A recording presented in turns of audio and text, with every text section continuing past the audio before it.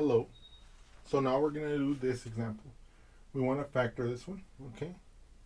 And what I want you to notice here is that it looks like there's a complication here.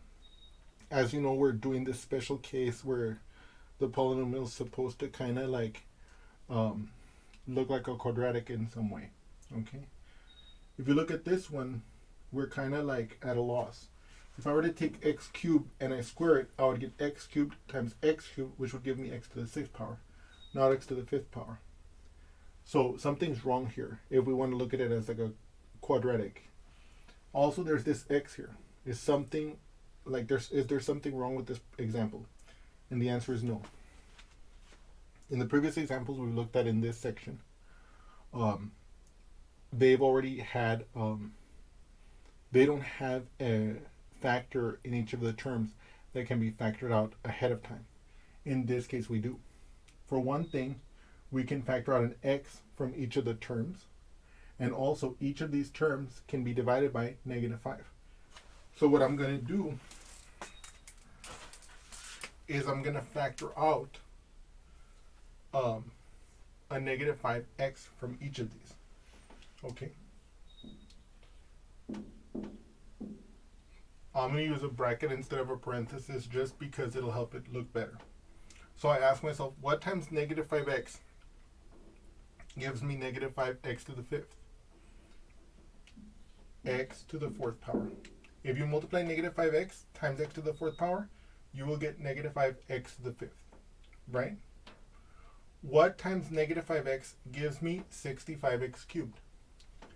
Well, I know that 12 times 5 is 60, so 13 times 5 is 65. Now let's say we didn't know that. We could do the long division. Let's do it together. 5 goes into 65, okay? 5 goes into 6 once. 1 times 5 is 5. 6 minus 5 is 1. And then I bring down my 5. 5 goes into 15 3 times. 3 times 5 is 15. We can see that when we subtract this, we have no remainder. And we can see that indeed 5 times 13 is 65. And then a negative times a negative will give me a positive. So I know it'll be -13x squared, because x times x squared will give me the x cubed. Finally, I ask, what times -5 will give me what times -5x will give me -180x? First of all, I know that it's going to be a positive, because a negative times a positive will be a negative. I now need to know how many times 5 goes into 180. Let's do that over here. 5 goes into 180. Does 5 go into 1? No. Does 5 go into 18? Aha. 5, 10, 15, 20, 25, 30. No, I'm just kidding. 5, 10, 15. 3 times, right? 3 times 5 is 15. 8 minus 5 is 3. 1 minus 1 is 0. I bring down my 0 here. 5 goes into 30 6 times. 6 times 5 is 30. And then I subtract here. I can see there's no remainder. So I can see it'll be plus 36 here. Okay. Because -5, we just saw, times 36 gives us the 180. So -5 times 36 is -180. And times x, of course, will give us the x. So now look at what we have here. This thing in parentheses, what's x squared squared? X fourth. So you can see this one, we will be able to use the technique we were using. And then we're not going to forget about this one, right? But so for the time being, let's focus on this part here, okay?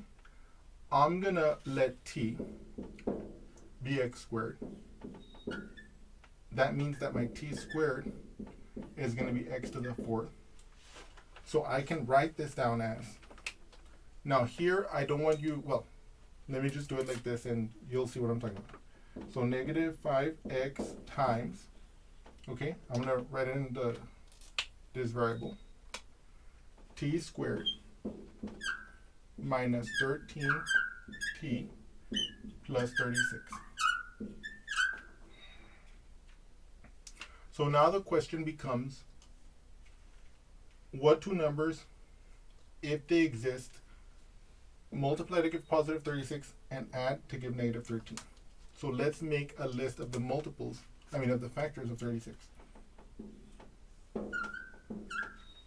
So obviously 1 times 36 is 1. 2 times 18. 3 times 12. 4 times 9. 6 times 6. And I believe that's basically it. If you start going further, it'll start repeating but backwards. Right, the next one will be 9 times 4. The next one will be 12 times 3. 18 times 2. 36 times 1. And if you notice, this row gives us what we need. Because we see that if we were to multiply negative 4 times negative 9, we're going to get positive 36. But if we add negative 4, negative 9, we're going to get the negative 13. So now we can factor this term, okay? So we're going to have, let me write this part here in black. So we're going to rewrite this as negative 5x, open bracket, well, let's say open bracket, t minus 4 times t minus 9, like this. Now we can switch back to the original coordinates of, the original variable of x squared. So we factored it as negative 5x times x squared minus 4 times x squared minus 9. Right? So now we think to ourselves, are we done?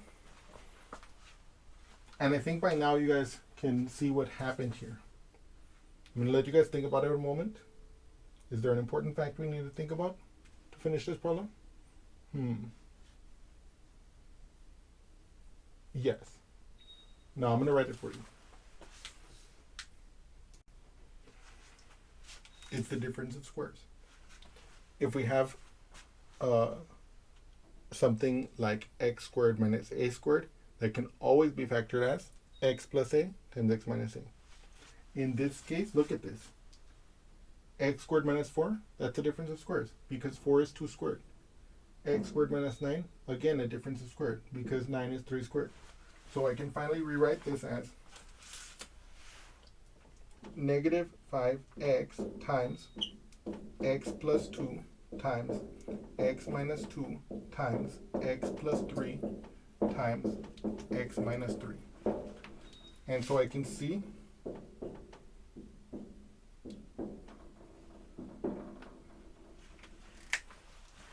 that this original polynomial can be fully factored like this, okay?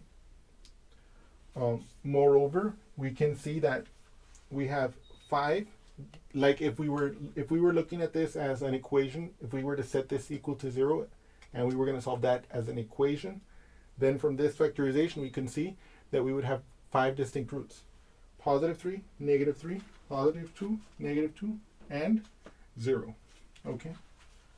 And so we have 5 distinct roots. So if we were looking at this polynomial expression because it had been given to us as the left-hand side of an equation where the right-hand side was 0, we would have gotten all 5 distinct roots, and that means that we would have gotten all of them. Okay. Moreover, let's say that this polynomial expression came out in some other scenario that we might talk about later. We can replace it with this in the event that might simplify the situation for us. And of course, that's one of the reasons why we factor things, to simplify the situation for us, okay? It depends on the scenario. If we're solving an equation, we can set the vectors equal to 0. In other situations, for example, rational functions, which we're going to talk about later, it might be that this might be the numerator. We might have a denominator, which might also factor. Some of the factors might be in common, and we can simplify the expression, okay? But in any case, I hope that you've enjoyed this example, and I look forward to seeing you again soon. Thank you.